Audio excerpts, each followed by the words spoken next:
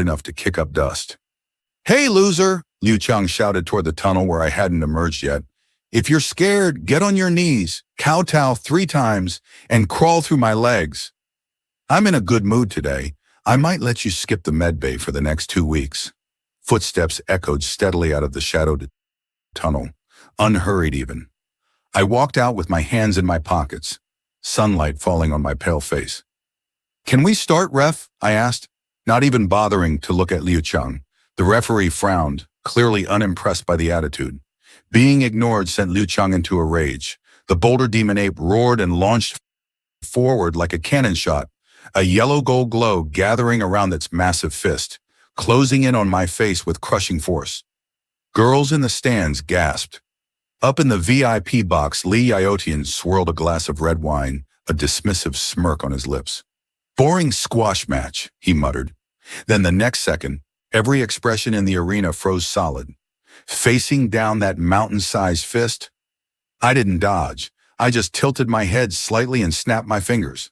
A streak of red lightning tore through the air at a speed that outran the ape's own strike, and by the time that massive fist stopped an inch from my nose, its body was still locked in the shape of a full-force charge. But its once savage eyes were suddenly bloodshot. Its jaw dropped open, trying and failing to roar. Then, all at once, the boulder demon ape's knees buckled and it collapsed to the ground in front of me. A tiny red dot had appeared right at the center of its forehead. "This is your C-tier beast?" I said, looking down at the massive creature kneeling before me, then at Liu Chang, already frozen in shock nearby. A translucent, blood-colored mosquito hovered near the back of the ape's skull. In that split second, the Bloodwing Sovereign had punched straight through its forehead at speeds faster than sound, obliterating its motor nerve center in an instant, before exiting out the back of its skull. Dead silence platform patted the ape's frozen cheek. Being big doesn't mean much, does it? I stood up and swept my eyes over the whole arena before finally landing on Liu Chang, his face gone bone white. "You still want me to crawl through your legs?" Liu Chang's knees gave out and he collapsed to the ground. "I forfeit! Don't kill me! Please don't kill me!" The referee, his voice shaking, finally announced it. "Winner, 3rd year class 9, Wang Batian." I turned and walked off without soaking in the cheers, without a single parting threat. This was only the start. I wasn't after wins in some staged little playground fight like this. I ran my fingers over the Wilderness Expedition application form in my pocket. That was where my real stage was. Night fell over the edge of Sky Blue City at Military Restricted Zone 7, known as the Blood Dance Wilderness. Massive floodlights swept back and forth between the perimeter fence and the watchtowers. This was the dividing line between human civilization and untamed savagery. Beyond the fence stretched an endless expanse of primal forest, perpetually shrouded in a faintly toxic red mist, home to countless bloodthirsty beasts. For an average student, this place was forbidden ground. For me, it was paradise. A military transport truck rolled to a stop in front of the checkpoint, its rear gate dropping open, and dozens of fully armed students jumped down. These were the elite cadets who'd cleared the first round of trials, here for 3 days of live survival training. Most of them wore expressions of nervous excitement. I was the only one standing off to the side with an empty old backpack, hands hanging loose at my sides. "Well, well, if it isn't our one-shot king," a voice dripping with sarcasm rang out. Li Yaotian sauntered over with a few of his hangers-on. "Heard you spent your entire fortune on cheap raw meat." Li Yaotian glanced at the giant woven sack by my feet. "What, planning a barbecue party in there?" I didn't bother acknowledging him. I just bent down, hauled up the meat sack, easily 100 pounds, and shoved past his shoulder. "Move!" I walked straight toward the gate leading into the restricted zone. One of Li Yaotian's flunkies started to make a move, but Li Yaotian held him back. Watching my back recede, he said, "No rush. People die out in the wild all the time. Once he's in the woods, there'll be plenty of chances to play with him." Half an hour later, I was already 5 kilometers deep into the wilderness. I avoided every main trail, even steered clear of the areas thick with beasts, hunting specifically for the dark, damp, poison-choked dead zones. "This'll do." I stopped in front of a swamp tangled with massive rotting tree roots. "Come on out, kids!" I opened the giant woven sack and dumped hundreds of pounds of rancid organ meat and flesh straight into the swamp. The stench of blood spread instantly. If any outsider had witnessed the scene, it would have given them nightmares for life. 500 mosquitoes descended on the pile of rotten meat in a frenzy, proboscis plunging in greedily. As the energy poured into them, their abdomens began to glow, the telltale sign of an incoming split. Ming Hao, as queen, hovered above it all, emitting a steady low-frequency vibration, catalyzing the entire swarm's metabolic rate. Consuming biomass, reproduction initiated. The numbers exploded exponentially, but that wasn't even the important part. I was staring at a new option that had just appeared on the system panel.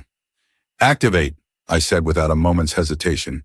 And as the order went out, the newly splitting mosquitoes underwent a horrifying mutation. Their bodies were no longer pure black. A swollen, sickly green sac bulged from their abdomens now, filled with a highly unstable, pressurized venom.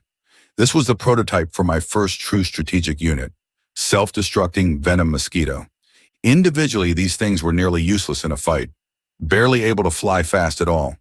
But once they got close to a target, that green sac would detonate on contact, releasing an acid strong enough to eat through steel.